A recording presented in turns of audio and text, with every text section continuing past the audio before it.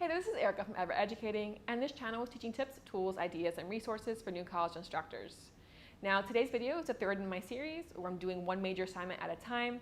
And in this case, we're talking about the secondary research paper. Next week, we'll talk about the primary research paper. And I chose that order on purpose, as I do think if you're going to assign both, that secondary research should come first, not primary. And so this is an assignment that I believe, again, can be used across all types of fields, not just in courses like mine, which were literature and writing courses. Now, as far as it goes, in case you're unfamiliar with the term, secondary research papers are papers where students compile research that others have done. So it's secondary to them, right? It's not primary. They're not the ones going out doing a survey, right? They're finding articles, they're finding data, and then applying that to their own research paper. In this case, I think it can happen as a first assignment in a course, or it can happen as a last assignment in a course. Just depends when you might want to assign a research paper. If you are assigning it first off, right, it's the first unit, I do think shorter is better, just to make sure that they have a strong grasp of the research and the writing skills before you ask them to write like a 10-page paper.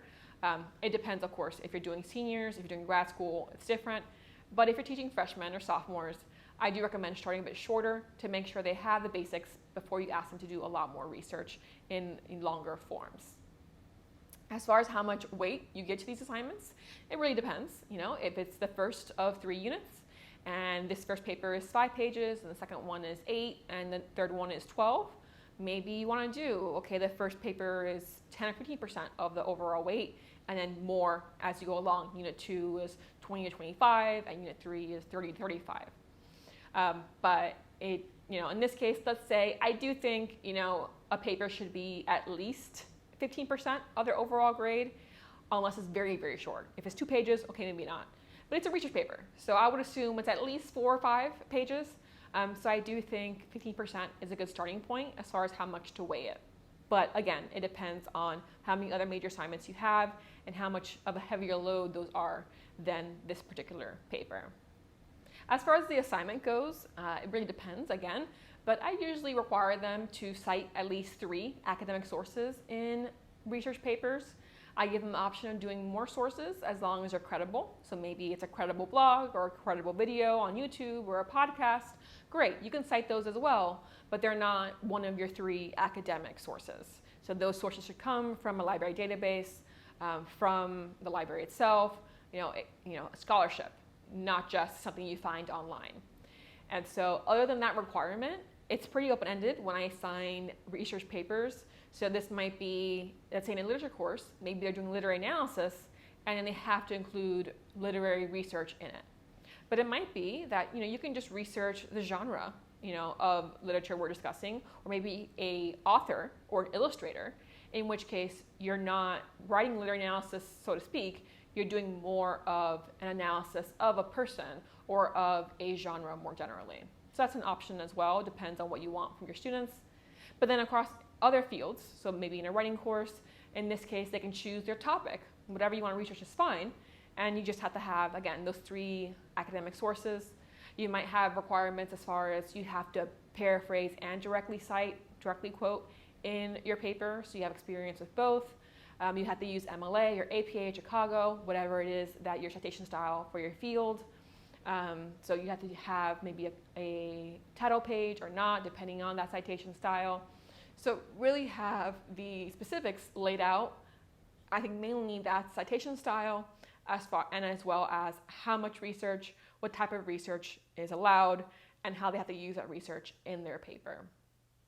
I do have videos, a lot of videos about teaching writing, including teaching MLA. I'll link some of those below. But this, again, is a very vague description because it really depends on you and your course.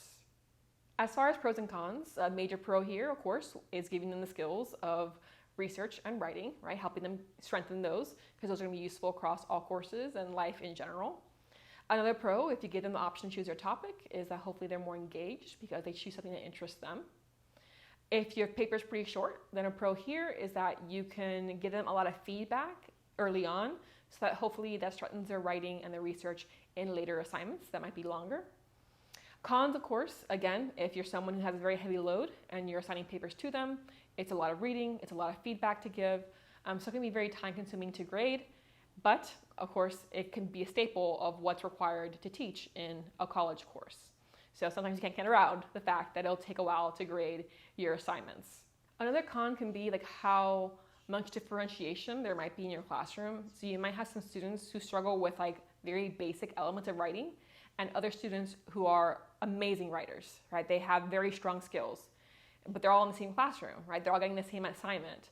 So you might end up having to do a lot of in-person activities or in-class activities that some students don't really need. Like, it'd be more useful if they had more time to research because they already had these skills, but you have to also work with the ones who don't have these skills. So it can be hard to manage a balance. And that's why I do think the autobiography assignment that I mentioned in episode 1 is very helpful to assign early on, because you have a sense of, okay, well, most of my students are very strong writers, or half of my students are strong and half of them have, a lot of struggles, or maybe it's most of them have a lot of struggles. Like, you can get a sense of the demographics of the writing skills early on with that assignment, which is why I do recommend it so highly. But that can be a con here too, right? You might have a very large range, and that can make it hard to make your class interesting for all of your students, or not overwhelming, for your students because of the difference in the skills. So it can be definitely one that requires more prep for the faculty, and obviously definitely a lot more work for students as well, because they have to do that research, the writing, the revising, the proofreading, etc. As far as follow-up goes, I do think there's different ways of approaching this kind of assignment. Again, I have plenty of videos about this topic, which I'll link some below. But I do think after a project is submitted and you read through all the papers, you look for patterns. I noticed this. Everybody's struggling with citing MLA direct quotes. Let's go ahead and have another discussion about this, another activity about this. I noticed that most of you chose articles that are, this, when that's fine, but were you aware that these are available as well, which are even stronger than what you currently have? Or I noticed that your topic sentences, like in general, could be a lot stronger if we did this, right? So again, look for patterns in the submissions and then use that for later lessons as well. So this is secondary research papers. We'll talk about primary ones next week, so subscribe if you don't want to miss out on that particular episode or any of the other episodes about these major assignments. I'll see you next time with a new video. And of course, click like if you found this one helpful.